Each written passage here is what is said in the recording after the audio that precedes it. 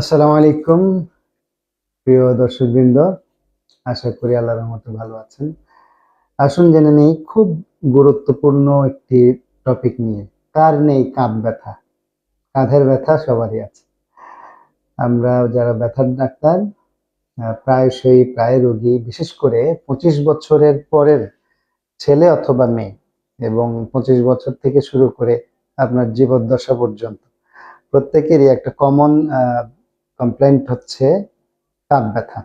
খুবই গুরুত্বপূর্ণ। আমরা আজকে কাঁধ ব্যথার কারণগুলো নিয়ে একটু আলোচনা করব।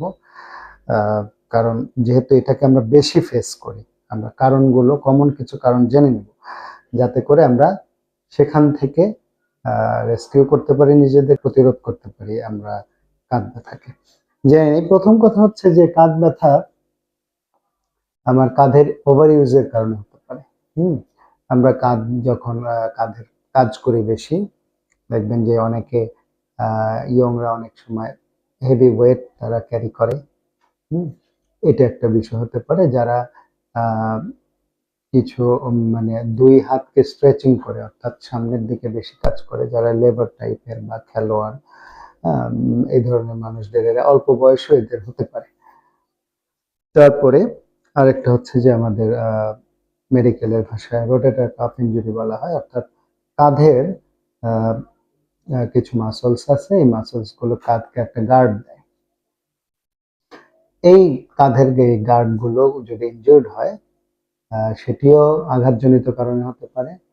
তারপরে ওভার স্ট্রেচিং এর কারণে, অর্থাৎ কোনোভাবে আপনি সামনের দিকে কিছু ধরতে গেলেন, পড়ে গেলেন, এই কারণগুলোতে কিন্তু এই ইনজুরি গুলো হয়। তারপরে শোল্ডার ডিসলোকেশন বা কাঁধটা সরে যাওয়া, এটি কাঁধ ব্যথার সবচেয়ে বড় কারণ। অ্যাকিউট ইনজুরি হঠাৎ করে হয়ে যায়। আপনি কোনো অ্যাক্সিডেন্টের কারণে হতে পারে, কোনো কিছু দূরের কোনো কিছু জোর করে টানতেছেন, সেটির কারণে হতে পারে। এটা শোল্ডার ডিসলোকেশন কিন্তু। এবং বিশেষ করে যারা, আরেকটি বড় কারণ হচ্ছে যারা বাসে চলাফেরা করেন। আমাদের দেশের যে বাসগুলো যেভাবে চলাচল করে, দেখবেন যারা দাঁড়ায় থাকে, আপনারা অনেক কিছু ধরে, মানে কোনো একটা অবজেক্ট ধরে দাঁড়ায় থাকতে চান, ওই সময় বাস যদি চলতি অবস্থায় ব্রেক করে, তখন অনেক সময় কিন্তু জোরে ব্রেক করলে পরে পেশেন্ট যদি ওই ধরা অবস্থায় যদি টান খেয়ে সামনে বা পিছনে চলে যায়, ওই সময় কিন্তু ডিসলোকেশন হতে পারে। এগুলি কিছু কমন কজেস যেগুলি আমরা ফেস করি ডিসলোকেশনের, সেগুলি বললাম। আমাদের কাঁধের ক্ষেত্রে আমরা টেন্ডিনাইটিস, বার্সাইটিস কিছু রোগ আছে, কাঁধের নিজস্ব রোগ, অর্থাৎ এই টেন্ডন, কাঁধের যে টেন্ডন গুলো আছে সেই টেন্ডন গুলোতে ইনফ্লামেশন। তারপরে কাঁধের ভিতরে কিছু অ্যানাটমিক্যাল কিছু স্ট্রাকচার থাকে, আমরা বার্সা বলি বা সাইনোভিয়াল ফ্লুইড বলি, অনেক কিছু বলি। এগুলিতে যদি ইনফ্লামেশন হয়, তাহলে পরে কিন্তু কাঁধ ব্যথা হয়। অর্থাৎ কাঁধ ব্যথা মানে যে শুধু আপনার ইনজুরির কারণে হলো, ব্যাপারটা কিন্তু এরকম না। অনেকে মেনে নেন, ধরে নেন যে ইনজুরি হয়েছে, কাঁধ ব্যথা হয়েছে। অর্থাৎ কাঁধ ব্যথা হলেই কোনোভাবে আপনার ইনজুরি বা পোশ্চার, অর্থাৎ আপনার শোবার সময় যে আপনি যে পজিশনে শুয়েছিলেন সেটি হয়তো, অনেকে বলে যে শোবার পজিশন ঠিক হয় নাই, কাঁধ ব্যথা হলো। এটা হতে পারে, বাট আপনার কাঁধের নিজস্ব অ্যানাটমিক্যাল স্ট্রাকচারের সমস্যার কারণে কিন্তু কাঁধ ব্যথা হয়। তারপরে অস্টিওআর্থ্রাইটিস, কাঁধের মানে প্রতিটা জয়েন্টেরই বড় একটা কারণ কাঁধ ব্যথা অস্টিওআর্থ্রাইটিসের জন্য হতে পারে। আমরা আরেকটা কাঁধের বড় হয় যে, অর্থাৎ কেউ ঠেলা দিয়ে, আপনি কাঁধ কোনো কিছু দিয়ে যখন ঠেলা পেয়েছেন একটু শার্প কিছু দিয়ে, দেখবেন যে এটা কাঁধের ক্ষেত্রে বেশি হয় আর কি, যে শরীরের উপরের দিকে থাকে, কাঁধ ব্যথা হতে পারে। এরপরে আপনি খুবই কমন একটা টপিক আপনারা জানেন, ফ্রোজেন শোল্ডার, অর্থাৎ অনেকে মনে করে যে কাঁধ বোধহয় ফ্রিজের মতো হয়ে গেল। এটাকে আমরা মেডিকেলের ভাষায় অ্যাডহেসিভ ক্যাপসুলাইটিস বলি। অর্থাৎ কাঁধটাকে আপনার শরীরের সাথে, আপনার হাড়ের সাথে সংযুক্ত করার জন্য কিছু, মানে ওই স্ট্রাকচার গুলোকে আটকে রাখে হচ্ছে ক্যাপসুল। এই ক্যাপসুলটা আমাদের বিভিন্ন কারণে, ডায়াবেটিস জনিত কারণে হতে পারে, অন্য কোনো অটোইমিউন ডিজিজ জনিত কারণে হতে পারে, এমনকি ওভার ইউজের কারণে এই ক্যাপসুলটা কিন্তু একটু থেকেন্ড হয়ে যায়, মোটা হয়ে যায় এবং কাঁধটাকে চাপ দেয়, প্রেশার দেয়, তখন কাঁধটা তখন ফ্রিজের মতো শক্ত হয়ে যায়, নড়তে পারে না। এই ফ্রোজেন শোল্ডার কাঁধ ব্যথার অনেক বড় একটা কারণ, খুবই কমন একটা কারণ। বিশেষ করে যাদের ডায়াবেটিস আছে তাদের কিন্তু ফ্রোজেন শোল্ডার খুব কমন, কারণ ডায়াবেটিস কিন্তু নিজে জয়েন্টগুলোতে অটোইমিউন ডিজিজ তৈরি করে।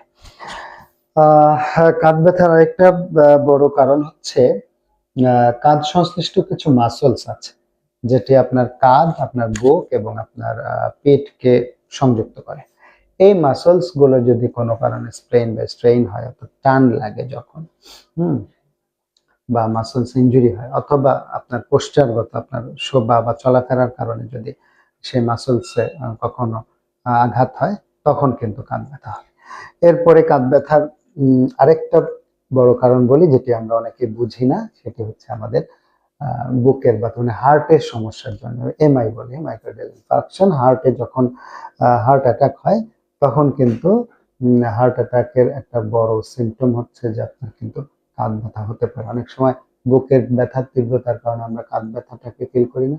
আবার অনেক সময় যে হয়তো ওল্ড এমআই আছে, সেক্ষেত্রে কিন্তু বুকের ব্যথা ওরকম তীব্র না হলেও কাঁধ ব্যথা কিন্তু প্রায় হতে থাকে, অর্থাৎ রোগী বোঝে না যে আমার কাঁধ ব্যথাটা হার্টের সমস্যার কারণে হচ্ছে। সেক্ষেত্রে আমরা বারবার বলি যে আপনারা এই ধরনের প্রবলেম ফেস করলে কিন্তু নিজেরা চিকিৎসা নিয়ে ডাক্তারের কাছে আসবেন। ডাক্তার কিন্তু তিনি আপনাকে ডায়াগনোস করবে যে আসলে কিভাবে রোগটা হলো, কেন হলো, কোত্থেকে হলো।